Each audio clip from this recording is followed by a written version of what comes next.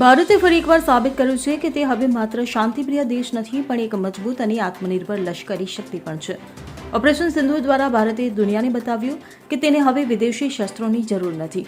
ભારતમાં બનેલા શસ્ત્રો અને ડ્રોન એટલા શક્તિશાળી નીકળ્યા કે પાકિસ્તાન અને તુર્કી જેવા દેશોના આધુનિક શસ્ત્રો પણ પાછળ રહી ગયા.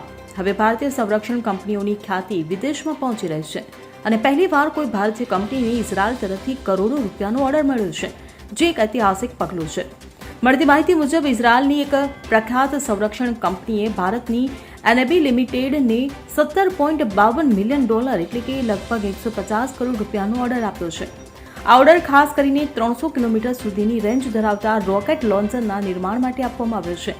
આ પહેલીવાર છે જ્યારે કોઈ ભારતીય સંરક્ષણ કંપની વિદેશી સેના માટે અત્યાધુનિક શસ્ત્રોનું ઉત્પાદન કરી રહી છે. અત્યાર સુધી ભારતીય કંપનીઓ ફક્ત તેમની સેના, નૌકાદળ અને વાયુસેના માટે જ ટેકનોલોજી બનાવતી હતી.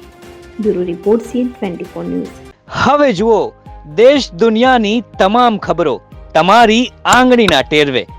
ઉઠાવો મોબાઈલ અને Google Play Store પરથી ડાઉનલોડ કરો અમારી CN24 ન્યૂઝ મોબાઈલ એપ.